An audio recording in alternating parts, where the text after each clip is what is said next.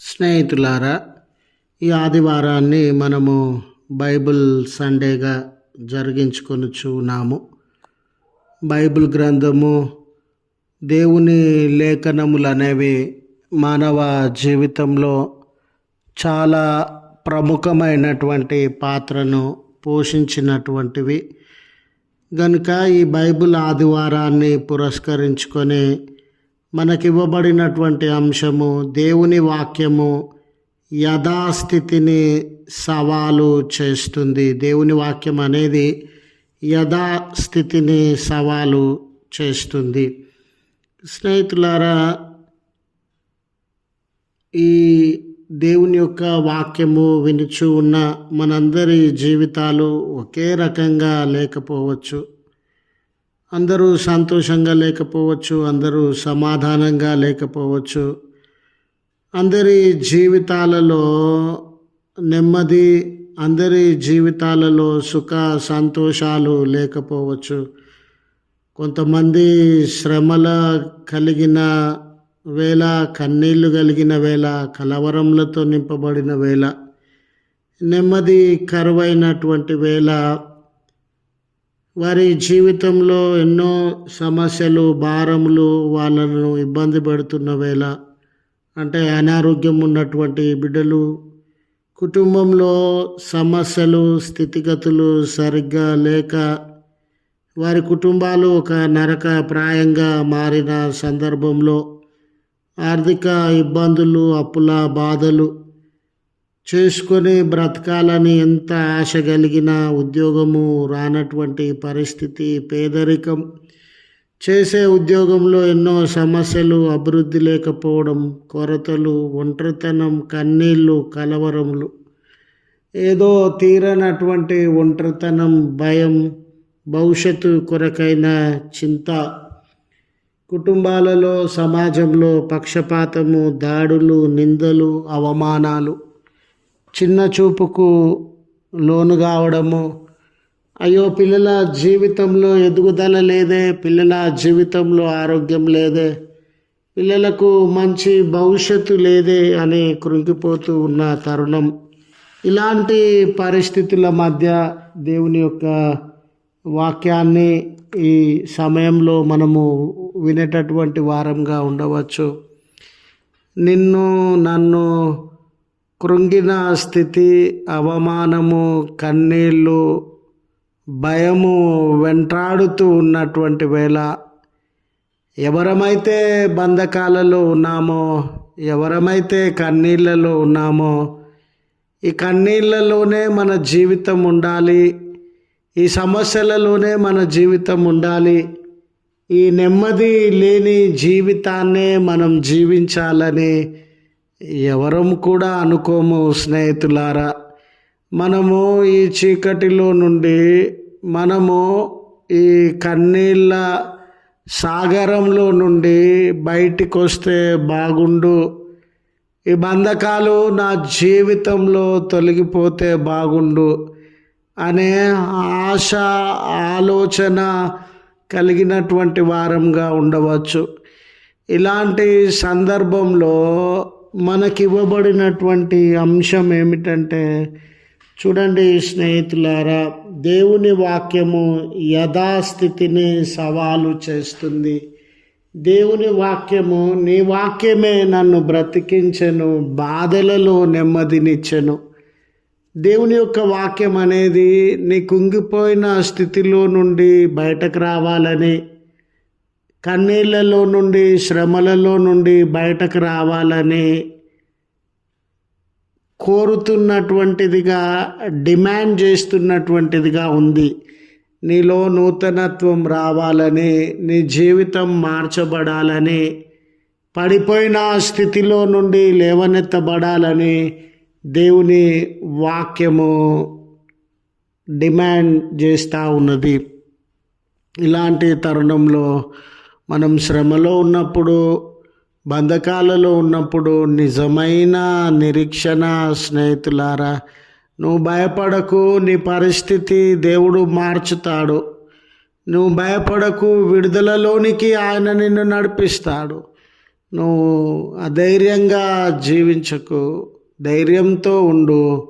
ఆయన నీ జీవితంలో శాంతి సంతోషములను అనుగ్రహిస్తాడు అని బోధించి మనలను ముందుకు నడిపించగలిగినటువంటిది దేవుని వాక్యమే.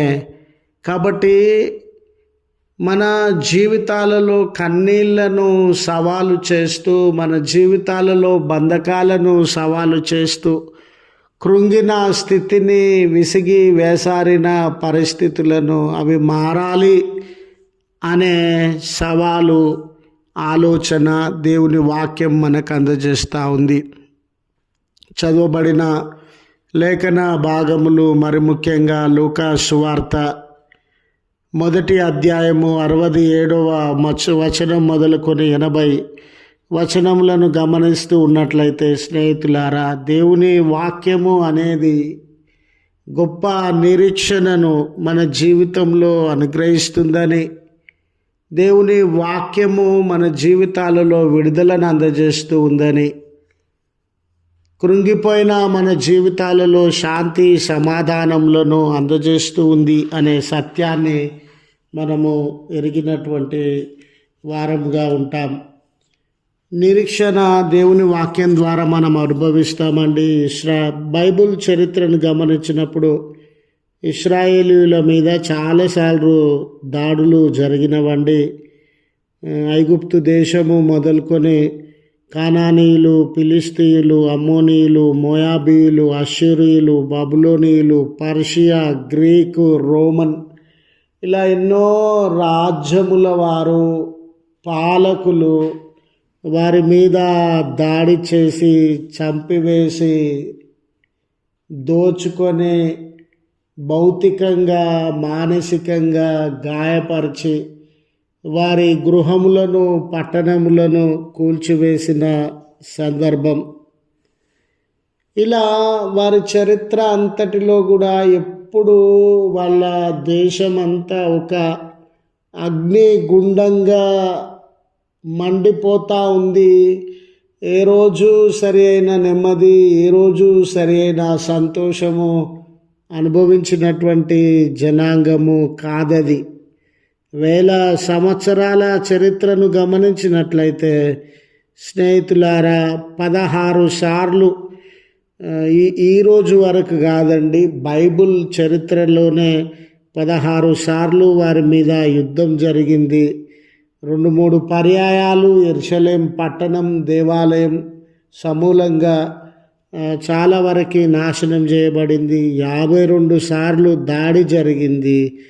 ఇలా ప్రతిరోజు యుద్ధం జరుగుతూ ఉంటే, ప్రతిరోజు శత్రువులు దాడి చేస్తూ ఉంటే, ప్రతిరోజు కరువు కాటకాలు వాళ్ళను బాధ పెడతా ఉంటే, ఎన్ని కన్నీళ్లను, బాధలను, శ్రమలను వారు అనుభవించినటువంటి వారుగా ఉన్నారో. దేశ చరిత్రలో ఎన్నో పర్యాయాలు వారు ఉన్న దేశాన్ని విడిచి, గ్రామాలను, పట్టణాలను విడిచి పరాయి దేశంలోనికి బానిసలుగా వెళ్ళి కూలీలుగా మారిన సందర్భము. ఏ ఐడెంటిటీ కానీ, గొప్పతనం కానీ, మర్యాద, మన్నన లేకుండా క్రింది స్థాయి జీవితాలను అనుభవించినటువంటి అనుభవం. ఈ రీతిగా వారు మానసికంగా, శారీరకంగా, ఆర్థికంగా, రాజకీయంగా పతనమై పడిపోయి కన్నీళ్ళు, భారములు వారి జీవితంలో ఉన్నప్పుడు, స్నేహితులారా, ఈరోజు నీ జీవితము ఇశ్రాయేలు జనాంగపు జీవితం వలె మానసికమైనటువంటి దాడులు, శారీరకమైనటువంటి దాడులు, నష్టపోయిన పరిస్థితులు, కష్టాల పాలైన పరిస్థితులు, నెమ్మది కరువై ప్రతిరోజు ఒక అగ్నిగుండం మాదిరిగా జీవితం ముందుకు సాగుతూ ఉంటే, ఎక్కడ ప్రశాంతత లేని పరిస్థితుల మధ్య నిజమే ఈ పరిస్థితి మారుతుంది, ఈ కన్నీళ్ళలో నుండి నువ్వు బయటకు వస్తావు, ఈ శ్రమలలో నుండి నువ్వు బయటకు వస్తావు. ఈరోజు ఏడ్చుచున్నావే, ఈరోజు వేదనలో ఉన్నావే. అయ్యా, నేను ఎంత ఆశించినా ఎంత ప్రయత్నించినా పొందుకోలేకపోతూ ఉన్నానే. నా జీవితంలో ఈ కార్యము జరగదేమో, నా జీవితంలో నేను అనుకున్నది సాధించలేనేమో అని కృంగిపోతూ ఉన్న నీ జీవితంలో ఎవరు ధైర్యపరచగలరు? ఎవరు తోడుగా నిలవబడగలరు? ఎవరు నిరీక్షణను అందించగలరు?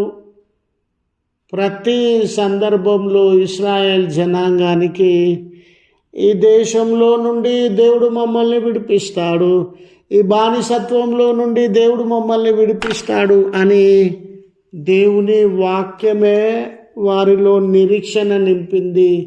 దేవుని వాక్యమే వారి కలిగి ఉన్న బాధలను ప్రశ్నించి, బంధకాలను ప్రశ్నించి, మీకు విడుదల ఉంది అనే నిరీక్షణ వారిలో నింపింది.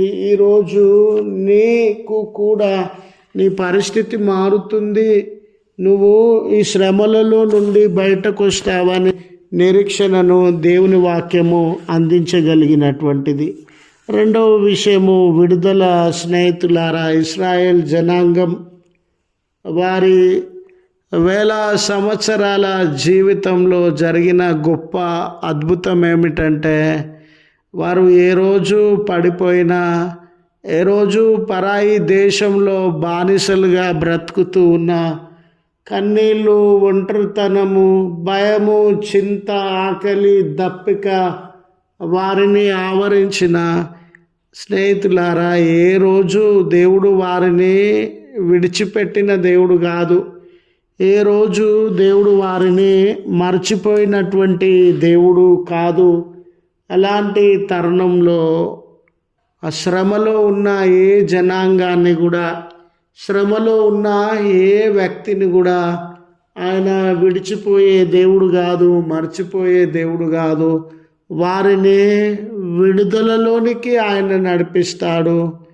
దేవుడు వారిని సంక్షేమంలోనికి నడిపిస్తాడు అనే విషయాన్ని జకర్యా గారు తన ప్రవచనమందు ఎత్తి బోధించేటటువంటి వాడుగా ఉండినాడు. ఇశ్రాయేల్ జనాంగం ఐగుప్తు దేశంలో బానిసత్వంలో ఉండగా మోషే లాంటి నాయకుడు, తర్వాత కాలంలో యెహోషువ, దావీదు, ఇర్మియా, ఎంతోమంది నాయకులు వారి విడుదల పరిచర్యలో వాడబడినటువంటి సాధనాలుగా ఉండినారు. ఈ నాయకులంతా స్నేహితులారా రాజవంశంలో జన్మించినటువంటి వారు కాదు, పాలకుల వంశంలో జన్మించినటువంటి వాళ్ళు కాదు, గొప్ప గొప్ప యూనివర్సిటీలో చదువుకున్నటువంటి వారు కాదు, ఈ లోకంలో గొప్ప గొప్ప వ్యక్తులతో పరిచయం ఉన్నటువంటి వాళ్ళు కూడా కాదు. మరి శ్రమలో ఉన్న ఈ జనాంగాన్ని, పేదరికంలో ఉన్న ఈ జనాంగాన్ని వారు ఏ రీతిగా విమోచించగలిగినారు అని అంటే, దేవుడు వాక్యం వారిని బలపరిచిందండి. దేవుని వాక్యం వారి కొరకు మార్గాన్ని తెరిచిందండి. దేవుని వాక్యం వారిని నడిపించినటువంటిదిగా ఉండిందండి. ఈరోజు నీవు ఏ శ్రమలో ఉన్నా, నీవు ఏ బంధకాలలో ఉన్నా, నీవు ఏ కూలిపోయిన పరిస్థితులను అనుభవిస్తూ ఉన్నా, దేవుని వాక్యం నీ జీవితంలో విడుదలను అనుగ్రహించగలదు అని తెలియజేయడానికి సంతోషిస్తూ ఉన్నాను. మూడవ విషయం, జకర్యా గారి ఈ ప్రవచనాలలో ఆయన హృదయము చాలా సంతోషంతో, శాంతి సమాధానములతో నింపబడినటువంటి సందర్భం.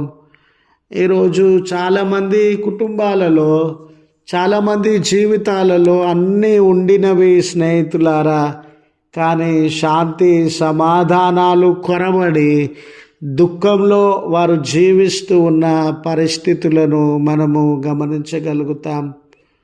జకర్యా ఎలిజబెత్ దంపతులు యాజక కుటుంబానికి సంబంధించినటువంటి వారు. ఆ రోజు ఆనాటి దినాలలో సమాజంలో మొదటి స్థానం ఎవరికి ఉండింది అంటే స్నేహితులారా, యాజకులకే మొదటి స్థానం ఉండింది. యాజకులనే మొదట గౌరవించేవారు, యాజకులకే మొదటి ర్యాంక్ ఇచ్చేటటువంటి వారు. ఈ యాజకుడు అలాంటి ఉన్నత స్థితిని అనుభవిస్తూ ఉన్న గాబ్రియేలు తన యొద్దకు మోసుకొని వచ్చి ఉన్న వర్తమానాన్ని ఆయన నమ్మలేదండి. మీకు సంతానం కలుగుతుంది అనే మాట అతడు విశ్వసించడంలో వెనుకబడినటువంటి వాడుగా ఉండినాడు. అంటే దైవికమైన విషయాలలో సరైనటువంటి శాంతి కానీ, దైవికమైన విషయాలలో దేవుడితో సరైన సమాధానం కానీ అనుభవించలేకపోతూ ఉన్న అతని ఆధ్యాత్మిక జీవితం ఈరోజు వారి జీవితంలో గుడ్రాన్లుగా వారు ఉండినారు కనుక ప్రజల సూటిపోటి మాటలు, అవమానాలు, నిందలు, చిన్న చూపు వారు అనుభవిస్తూ ఉన్నారేమో, విలువలేని జీవితాన్ని వారు అనుభవిస్తూ ఉన్నారేమో, గుడ్రాలుతనం అనేది దేవుని శాపమని వారు లెక్కించబడుతూ ఉన్నారేమో. అంత మాత్రమే కాదు, దేవదూత వారి యొక్క మాట నమ్మనందున జకర్యా గారు మూగవాడిగా జీవించాల్సి వచ్చిందండి.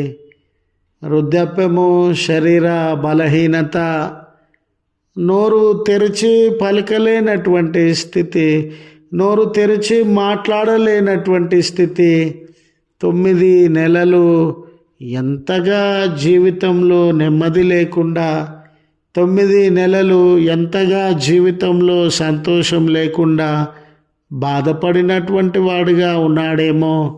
కానీ దేవుడు ఆయన జీవితంలో చేసినటువంటి వాగ్దానము నెరవేర్చడాన్ని బట్టి, ఆయనలో ఉన్న బలహీనతను దూరపరచడాన్ని బట్టి ఆయన మరలా సంతోషిస్తూ ఉన్నాడు. ఆయన జీవితము శాంతి సమాధానములతో నింపబడింది. ఈ రీతిగా నీ జీవితంలో ఈ దినం ఏ కొరతను అనుభవిస్తూ ఉన్నా, ఏ ఆధ్యాత్మిక లేమిని అనుభవిస్తూ ఉన్నా, నీ జీవితంలో ఏ నిందలను అవమానములను భరించేటటువంటి వాడవుగా ఉన్నా, నీ జీవితంలో ఎలాంటి శరీర బలహీనతకు లోనైనటువంటి వాడవుగా ఉన్నా, దేవుడు నిన్ను దర్శించే సమయం ఆసన్నమైంది సహోదరుడా. దేవుడు నిన్ను దర్శించే సమయము ఆసన్నమైంది ప్రియ సహోదరి. ఆయన సంతోషంతో నిన్ను దర్శిస్తాడు, శాంతి సమాధానములను నీకు అనుగ్రహిస్తాడు అని గుర్తు చేస్తూ ఈ మాటలను ముగిస్తూ ఉన్నాను. దేవుడు మనకు తోడై ఉండి కాపాడునుగాక. ఆమెన్.